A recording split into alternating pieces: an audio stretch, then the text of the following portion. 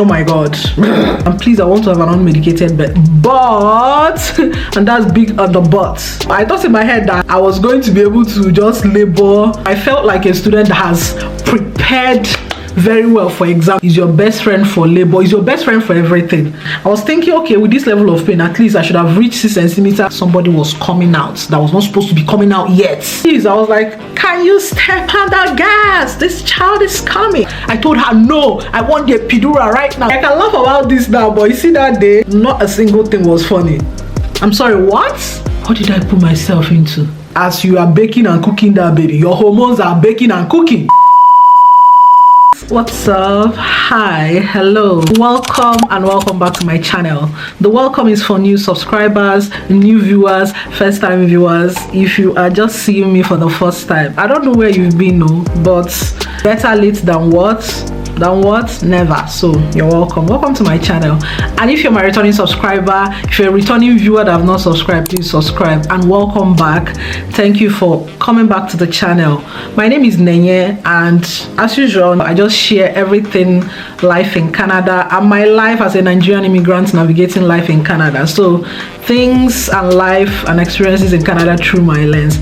And on today's episode, I'm sure you've already seen the caption, so let's not lie, let's not steal. It's been a long awaited video, and my baby is literally about 6 months old now by the time you're seeing this video, or almost 6 months old. In honor of that, I just have to make this video because I did promise you guys, and there's so many things that I've not met up with in the past, and 2025 is not the year to continue that. So let's talk about, let's get the tea. This is going to be a long gist, so let's get into it. I hope you've had your seat. Please grab a pen and paper, grab a notepad, iPad, phone, notebook, anything that you can take notes on. If the things I'm going to share in this video is the things I feel like will be important to you in this moment or later in life, whatever, please take notes, because I'm going to be very specific. I'm not sugarcoating nothing. You guys already know me. I am the last person to do PR or whatever for pregnancy. So in the spirit of that, let's jump into this video.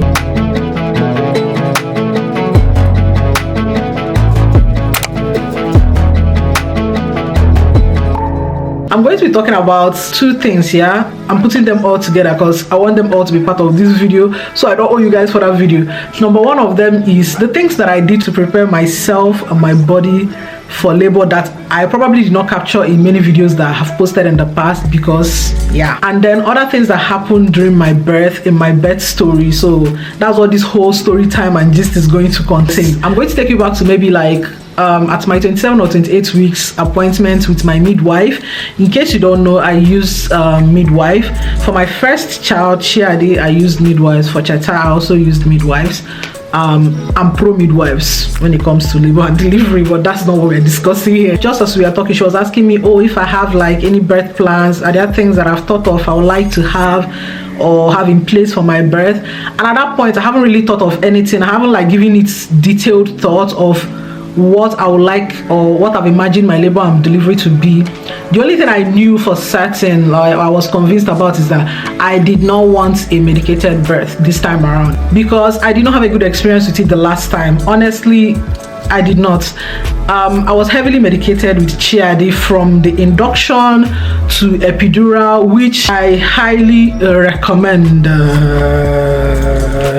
But that again is your choice at the end of the day. I also had a very terrible postpartum and recovery. Like I don't even want to. I don't even want to imagine it right now. Like, do you guys see how traumatized I am just mentioning it in a statement? Let's not even get into the details.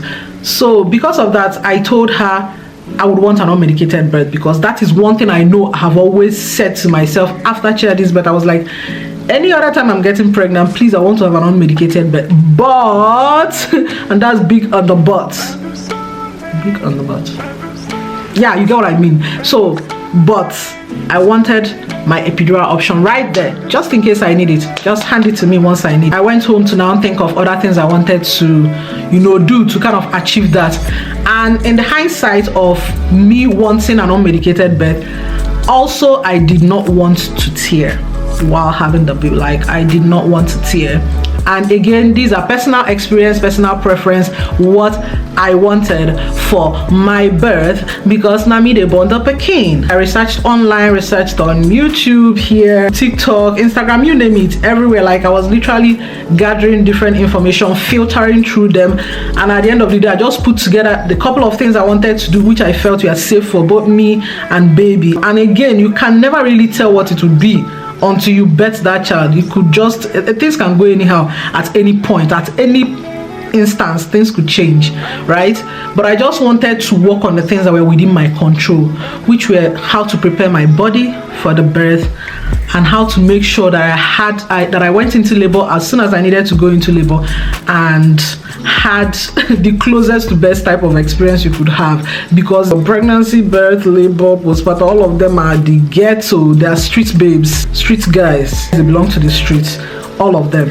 So these are the things I found from my research that I wanted to do, and these are in no particular order. Red raspberry leaf tea, I wanted to drink that. Okra water, I wanted to drink that. Dates, I wanted to eat that. I wanted to get perineal massage, stay active, and drink lots and lots of water. I'll start with being active or staying active.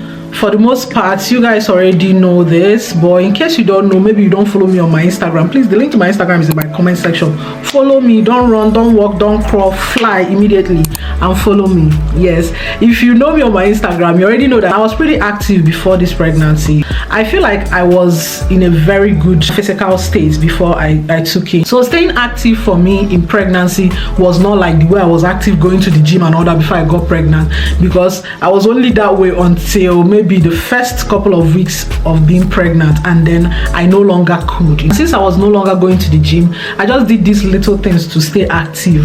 That is taking walks, dancing, stretching at home, and just making sure I move around. My house has stairs, so it was a no-brainer that I had to be up and down the stair flights a couple of times a day, because that's what it is, right? I was not counting it or regulating it, but I made sure I just was not sedentary. For most days, as a pregnant person, as a pregnant woman, I would lay down, I would be tired, I would be weak. Then the next one being red raspberry leaf tea. Now, red raspberry leaf tea is said to help clean out the cervix in preparation for labor. And again, I also wanted to go into labor as early as possible. You guys already know this part because I spoke about it in almost all my videos pre-labor. So I made sure that I had that on my routine. My midwife, when I discussed it with her, she told me to start at 36 weeks, but my coconut head, I think, started it at around 34 weeks. But what happened, I will attach a video where I talked about it in details in one of my next video. I'll attach it here. So after that thing that happened, I kind of just pulled back and then started it much closer to 36 weeks. Now, okra water was just regular okra. Again, like I said, I was doing things that I felt were not going to harm me or the child. And okra is something I already eat every other day, so there was nothing new about drinking okra water for me. This is how I prepared it. I would dice the okra the way you dice okra when you want to make okra soup. If you're Nigerian, you would know. If you're not Nigerian, or if you know okra, some people call it okra. So if you know that, I just used 10 to 12 pieces of it for every infusion. I would dice it in small round chops like that, and then soak it in 2 liters of water and keep it in the fridge overnight and drink it the next day. I wanted to drink as much of it before I go into labor. Everything that I'm mentioning now that I did beside the staying active part, the tea, the okra water, and the rest of it, I started from 35 weeks on the dot, and I was religious with it. Every day I was doing what I needed to do. I was not taking chances. And then regular water, just staying hydrated. You see this is my bottle of water. Where is the measurement? It says 1600 mils, right? So that's 1.6 liters. So this bottle, I always drank it at least 2 every day, and these were things I was doing when I was just existing as a person who was not even pregnant. When I got pregnant, I made sure I continued, because again, staying hydrated is your best friend if you're pregnant, is your best friend for labor, is your best friend for everything. I don't need to explain why. Water is life. You know that statement. Hold it like that. Water is life.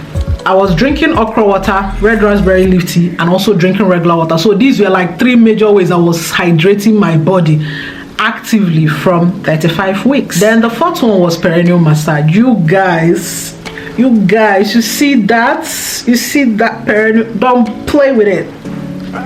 Don't play with it, don't play with it, don't play with it, baby, don't play with it. Don't play with it, don't play with it, don't play with it. Come on, baby, don't play with it. That thing is actually quite essential. If you don't know what perineal massage is, just if you're on TikTok, on YouTube, on Instagram, I mean, this is YouTube, so you're already seeing this. Just search perineal massage, but the overall summary of it is you stretching the muscle between your perineum and your hoo-ha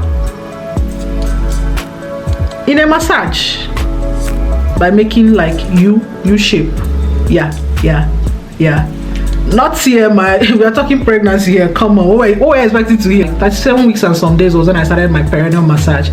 So I was doing it every other day. The main reason why I was doing that one was to help me not to tear when my baby is being born or when my baby is crowning. If you're interested in any of these things that I'm talking about, please do your own further research, know your body and know what could work for you. So these were really all the things. I hope you got everything I mentioned. In case you are watching me, you are getting carried away with the beauty, you are let me just refresh. Okay, these were the 6 things that I did that helped me through achieving my goal of wanting to have a medicated birth and also not wanting to tear my hoo-ha. Number 1, I drank red raspberry leaf tea. Number 2, I drank okra water. Number 3, I drank regular water, at least 2 liters every single day. Yeah. Number 4, I did perineal massage. Number 5, I ate dates.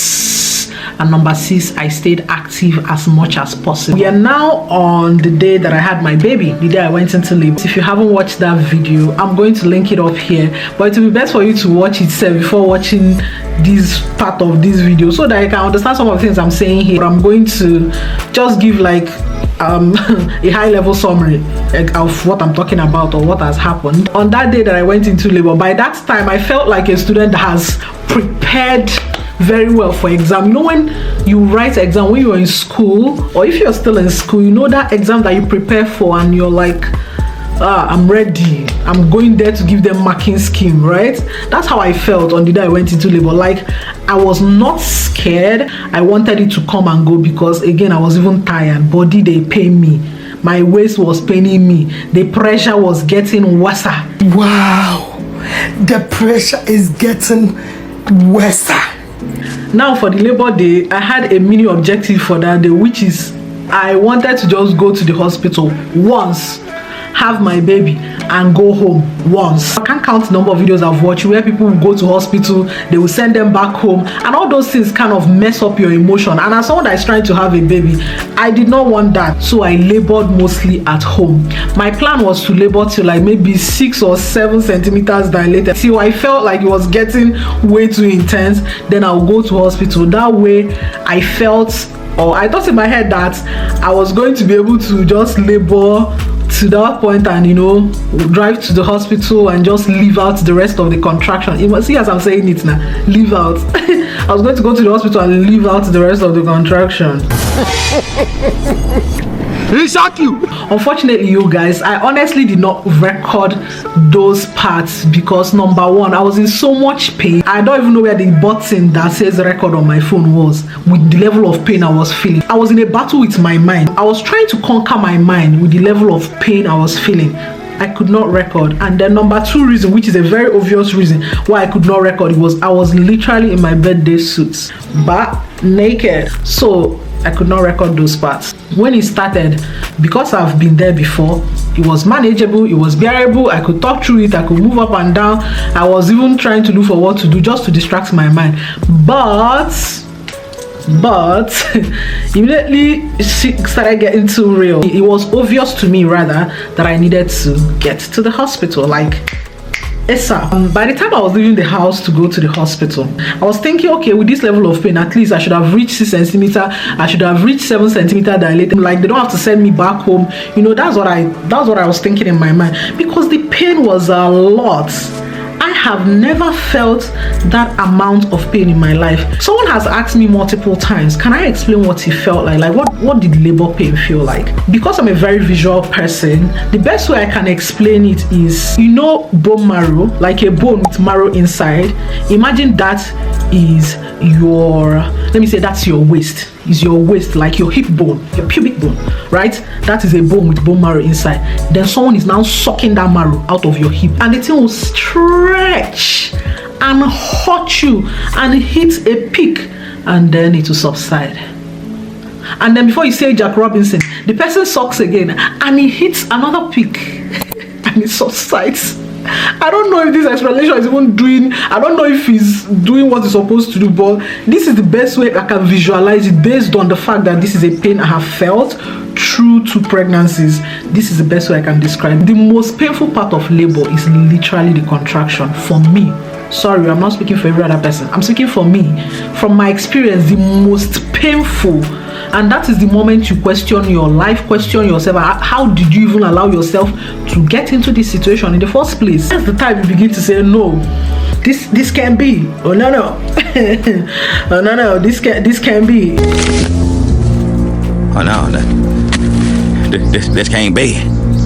Oh my God, it was so bad. I literally couldn't cry, or let me say, like, I felt like crying would be of no use, because I was the one that said this is what I wanted. Let me even gist you guys what happened. This is part of what happened in the hospital when we got there. So with my first baby, I was induced, right? So these are very 2 different experiences for me. So I was induced with my first, and because I was induced, I knew when to pack up and walk into the hospital and get a bed and all that. But with my second baby, I was already in labor from home. So like the thing sorry, I'll write the English of what I've just said, because I'm not sure English will do justice to how I want to convey this emotion. But you see, by the time I got to the hospital, we pulled in through the emergency, because by the time we were approaching the hospital, you guys, I could feel my baby crowning. I knew something was happening down there. I was telling my husband, oh my God, this baby is coming. We were still in the car. I saw myself having a baby inside the car. Please, I was like, can you step on the gas? This child is coming, child. By the time I recorded this clip, I'm going to attach the clip here.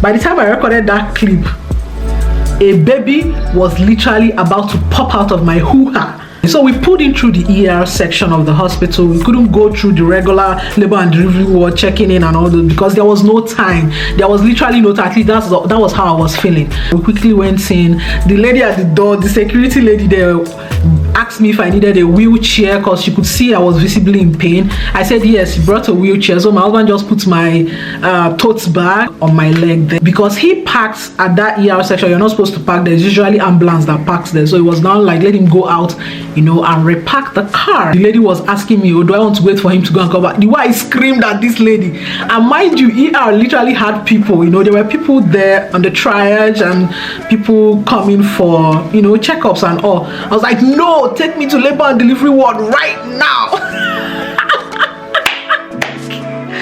I'm sorry, I can laugh about this now, but you see that day, nothing was funny. Not a single thing was funny. Like, she wheeled me into the elevator up to the floor, and my midwife and her assistants, they were there waiting for me, so they just moved me into the room. From the time I went from that floor up to the time my husband went to park the car, and him coming in from parking the car, he came in with a second midwife that assisted in my birth. By the time he came in, I was already pushing. Even he was confused, because with my first baby, I was wired up. There was wire everywhere. I was even dancing, vibing. You guys remember my first labor and delivery vlog? Now, if you've not watched it, please watch it. Watch it. It's right here on YouTube. Scroll down, you'll see. And do you know the funniest thing? That 6 to 7 centimeter I was thinking I was at home. You guys, guess what? When I got to the hospital, my midwife checked, and I was already 10 centimeters dilated. 10! Full dilation. And here is another kicker. My water had not broken, so I was birthing the baby in the sack without water breaking. baby was coming out just like that. He was like, I'm gonna do what I'm gonna do. Coming out in the sack, you guys. She was like, oh, do I want to go into the betting bag? I told her, no, I want the epidural right now. Even before we got there, like, so I was leaving the house, that I called her the second or third time. I told her, please, you people should prepare my epidural. Once I get to the hospital, give me my epidural straight up. I cannot bear it. The pain is too much. After asking me a couple of questions, she already knew that I'm way past the point I could get an epidural. But in my head, I felt like I could still get it, you know. A girl can dream. So then she was like, you know, the thing is, to get the epidural, they have to do so and so blood test before the anesthesiologist can come and give me the epidural, and that could take a couple of minutes to hours. I was like, what? How can I bear this pain? And it was at that point she said that I actually dawned on me that I was like, jeez, what did I put myself into? Why did I decide that I want to have a medicated birth? I dawned on me that I wouldn't be getting that epidural, that I was going to rugged it out and birth the baby without epidural. I didn't even bring out my camera to vlog, so everything you saw from the labor was literally from my husband, because it was when he came in that he now brought out my camera from my bag, because he knows I wanted to vlog and I've been vlogging from back home. At this point, you guys, I was literally not doing anything. Like, I was not doing, you know, like I was not pushing. The baby was at its own pressure just coming out of my body. It was a very out of body experience. I don't know how else to explain. You see, that time I was saying that epidural with my last baby did not work. You guys, I'm sorry, scratch that. I take it back. The epidural worked. I guess it just didn't work as much, but it did something, because what I felt with this baby, I did not feel it with child. It doesn't even make sense that I'm betting my child and then I'm trying to fight back the contraction, because that contraction is what will bring the baby that side. So there is no point. What's the point of fighting the contraction? Let me paint you a picture. Remember I said I'm a visual person. Like, I do better with visual description, visual knowledge. You know, snooker ball, snooker that they play, the one they call pool. That's big snooker ball passing through your nose. Do you get what I mean? And it's coming down with pressure. Like, it's like there are hefty men in there pushing the ball. Push, and as they're pushing it, the ball is moving. So that's exactly how it felt at that point. And the contraction was back to back. You guys, let me even summarize the contraction for you. When it started consistently, it started at 8 minutes interval, went down to 6 minutes interval, 5 minutes interval, 3 minutes interval, a minute plus interval, then a minute interval.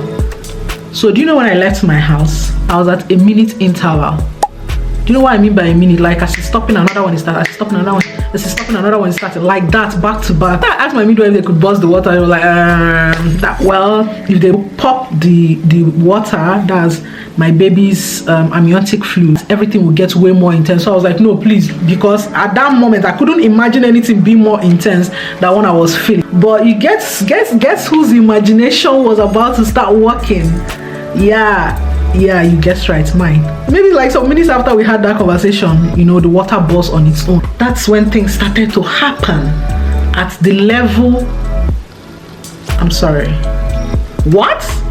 At that point, I'm like, why do people go through this again? No, you guys, the pain. Oh my goodness, the pain hits the roof. So I kept trying to control what I could control, which is my mind. I could control my mind. Yes, here is another thing I did. I did not labor on my back when it was now time for me to push. Remember I told you, for all these things that were happening, even till the water burst, I did not push. The baby was doing everything on his own. But when it was now time for me to start pushing, I told them I wanted to stay on my hands and knees. I'm going to attach a picture from a video that I watched here on YouTube. The woman shared like birthing positions that could help you have a better kind of birthing experience. So I picked that particular position, which was staying on my hands and knees at an inclined position on the bed. If you've watched my bed vlog, you see that part towards the time I was actually pushing. I think about 2 or 3 contractions from that point and baby was born. I mean, I know how to push. I've pushed before. I know how to push. If you watch that video, I think my clock was in the background, so it was actually showing the time. It was some minutes to 4, I believe, from the time I left my house to the time my baby was born. My baby was born 5:14. So yeah, everything that happened from the time I drove out of my house to the hospital to the time I had my baby happened within about an hour.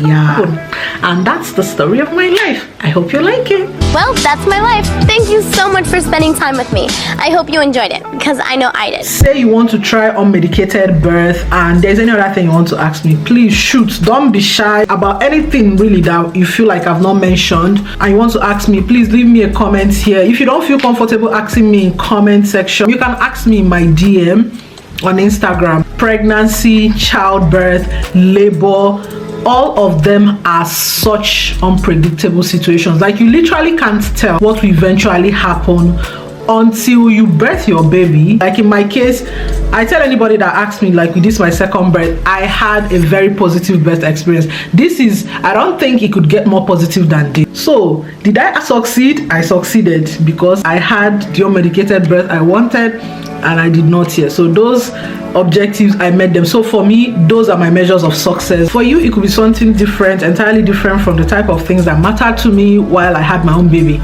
I don't know what it could be, but whatever I'm sharing here, like I said, these were from my personal experiences. And let me tell you guys, I had way better postpartum because consider the fact that I did not have any help. My mom was not able to come around. My sister that was supposed to come was also not able to make the trip. It was just me and my husband, and we have a toddler and then a new baby. It was literally just two of us dogging it out, doing every and I think I was in a way better mental state. I mean, I had crazy days that I would still break down, that I would still feel down, but it did not feel like my first time. So thank you guys for watching this video. If you've not subscribed to my channel, please subscribe.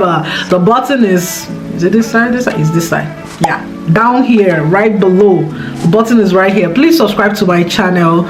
Okay, please share my videos. Please turn on the bell notification. Please leave me comments of my videos. Okay, and I'll see you guys in my next one. I love you. Mwah, mwah, mwah, mwah, mwah. Go out there and baby dust to all of you. Catch it, catch it, catch it. Bye.